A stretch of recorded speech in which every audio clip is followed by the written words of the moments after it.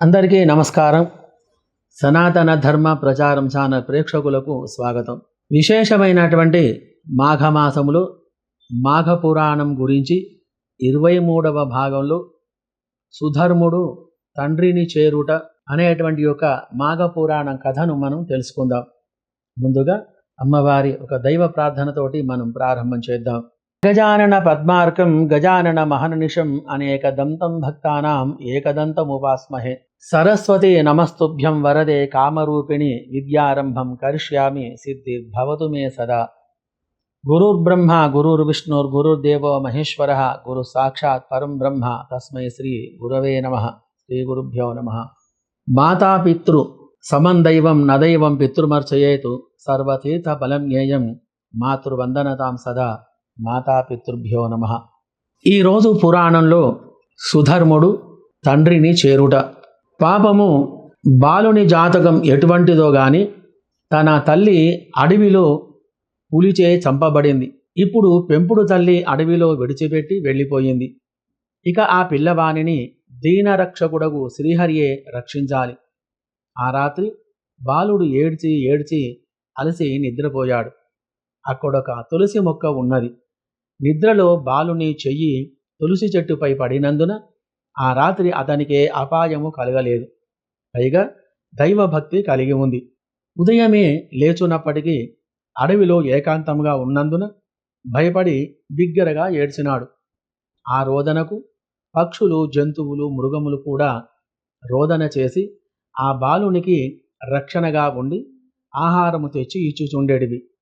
ఆ బాలుడు అడవి జంతువులచే పెంచబడుతూ దినదినాభివృద్ధి చెందుతూ ఏ తులసి చెట్టు వద్ద పడి ఉండెనో ఆ మొక్కకు ప్రతినిత్యము పూజలు చేయుచు కాలము గడుపుతూ ఉన్నాడు.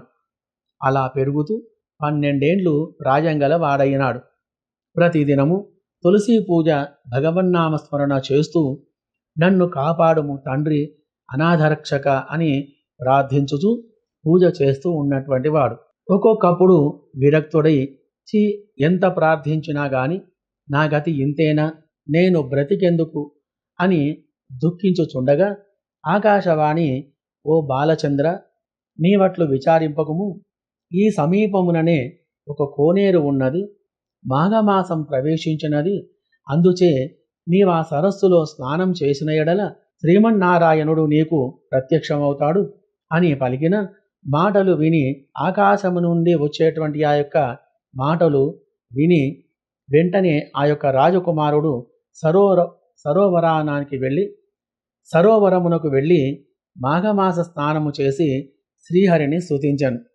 ఈ బాలుని నిష్కలంక భక్తికి, నిర్మల హృదయానికి లక్ష్మీనారాయణులు ప్రత్యక్షమై అతనిని దీవించి, బాలక, నీకేమి కావలేనో కోరుకొనుము అని అనగా, ప్రభు, నాకు తండ్రి ఎవరో తల్లి ఎవరో తెలియదు.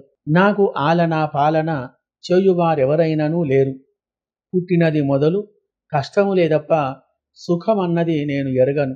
ఈ వనచరములే నాకు నన్ను రక్షించి పోషించుచున్నవి. కాన మీ సన్నిధానమునకు నన్ను తీసుకొని పొండు, మరేమీయూ నాకు అక్కరలేదు అని చెప్పని ప్రార్థించను.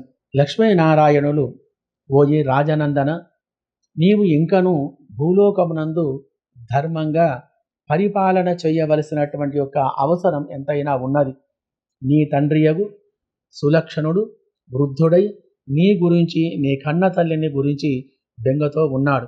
కాన నీవు నీ తండ్రి వద్దకు పొయ్యిరమ్ము అని చెప్పి ఆ కొలను సమీపమున తపస్సు చేసుకొనుచున్న ఒక మునీశ్వరుని తోడు ఇచ్చి సులక్షణుణ్ణి తండ్రి వద్దకు పంపాను.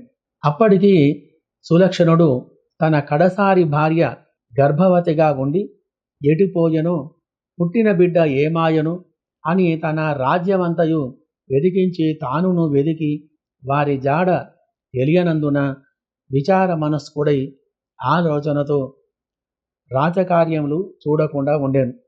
అటువంటి యొక్క సమయములు ముని వెంట ఈ యొక్క రాజకుమారుడు వెళ్ళెను. రాజుతో ముని ఈ బాలుని జన్మ వృత్తాంతం తెలియజేసరికి సులక్షణ మహారాజు అమితానంద భరితుడై బాలుణ్ణి కౌగలించుకొని మునీశ్వరునికి మర్యాదలు చేసి కుమారునికి సుధర్ముడని పేరు పెట్టి పట్టాభిషేకం చేశాను. ఈ విధంగా ఆ యొక్క బాలచంద్రుడు సుధర్ముడు అనేటువంటి యొక్క పేర తన రాజ్యములో పెరుగుతూ ఉండెను. మరి చూశారు కదా మాఘమాసం యొక్క విశిష్టత. సరస్సులో స్నానము చేసినందువలన తన పూర్వం యొక్క కర్మలన్నీ కూడా తొలగిపోయి అఖండమైనటువంటి యొక్క రాజ్యప్రాప్తి కలిగి యువరాజుగా పేరు తెచ్చుకున్నాడు. మరి కాబట్టి ఇటువంటి యొక్క మహాత్మ్యము గల మాఘమాసంలో నాగస్నానాలు చేసి చక్కగా ఆ యొక్క శివకేశవుల యొక్క అనుగ్రహాన్ని మీరు పొందగలరు. మరియు ఇటువంటి యొక్క మంచి వీడియోను మీరు చూస్తూ ఆనందిస్తూ ఉన్నారు కనుక మా ధన్యవాదాలు తెలుపుతూ మరి వచ్చేటువంటి వీడియోలను కూడా ఇలాగే ఆదరిస్తారని కోరుతూ మరి వచ్చేటువంటి వీడియోల వరకు మళ్ళీ కలుద్దాం. సర్వే జనాః సుఖినో భవంతు.